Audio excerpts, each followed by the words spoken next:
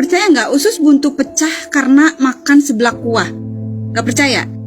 Kalau mau menyimak video ini, please jangan dipotong-potong, ya. Terus perlu digarisbawahi, aku di sini tidak bermaksud untuk menjatuhkan para pedagang seblak kuah. Aku hanya ingin berbagi cerita yang miris ya menurut aku. Singkat cerita ya teman-teman, aku ngobrol di rumah sakit sama ibu-ibu yang sedang nunggu anaknya di ICU. Anaknya perempuan, usianya sekitar 15 tahun. 2 minggu yang lalu, sebelum masuk ICU, anaknya ini mengeluh sakit perut. Lalu ibunya membawa ke dokter. Akhirnya diberikan obat sesuai dengan diagnosa dokter. Dan setelah 1 minggu mengkonsumsi obat, kondisinya mulai membaik.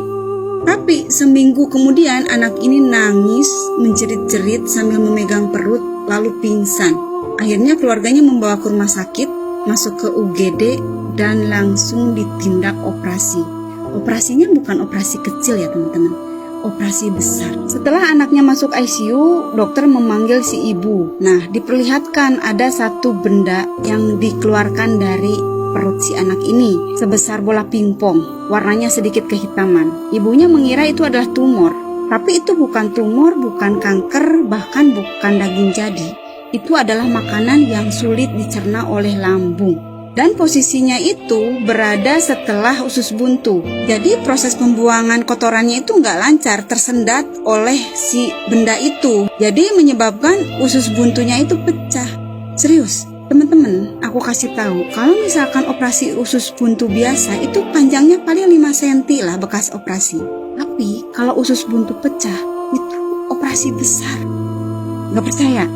Dan kalau appendicitis itu pecah, usus buntunya pecah, itu akan membuat infeksi. Bayangin di usus besar, terus keluar lewat silit, ususnya pecah, dar. Itu tai nyebar bro. Jadi sebagai seorang dokter harus membuka perut dan perutnya supaya ya tidak infeksius di situ. Serem banget kan? Ini menurut aku ya teman-teman. Di dalam seblak kuah itu ada 3 bahan makanan yang menurut aku bahaya banget. Yang pertama itu mie kuning, kedua adalah kerupuk yang kecil-kecil, warnanya ada yang orange, ada yang putih, bahkan ada yang bentuknya bunga-bunga. Itu yang biasa kita goreng supaya teksturnya renyah. Tapi kalau sudah dibuat seblak kuah, itu hanya direbus oleh kuahnya aja. Dan yang ketiga itu ada makanan yang bentuknya seperti cireng kering. Dan itu kalau kena kuah, alot. Dan tahu nggak teman-teman? Kan ukurannya tuh kecil-kecil ya, jarang deh dibagi 2 makannya itu pasti 1 suap. Dan karena teksturnya yang alot, jadi ngunyahnya pun nggak yang lama gitu, paling sekali, 2 kali, 3 kali telan. Bayangin itu ada di dalam perut. Aku kembali ke cerita yang tadi ya teman-teman. Jadi si anak ini sering banget mengkonsumsi seblak, terutama seblak kuah, dengan pedas yang levelnya itu nggak sedikit.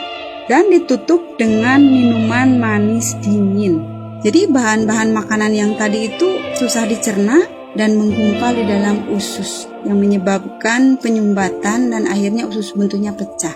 Sebetulnya setiap makanan itu memang tidak baik ya jika dikonsumsi terlalu banyak dan terlalu sering. Tapi menurut aku ya teman-teman, intinya cintai tubuh kita sendiri. Siapa lagi yang bisa menjaga tubuh kita selain diri kita sendiri?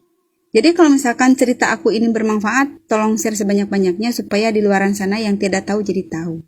Semoga kita semua selalu diberikan kesehatan. Hatur nuhun.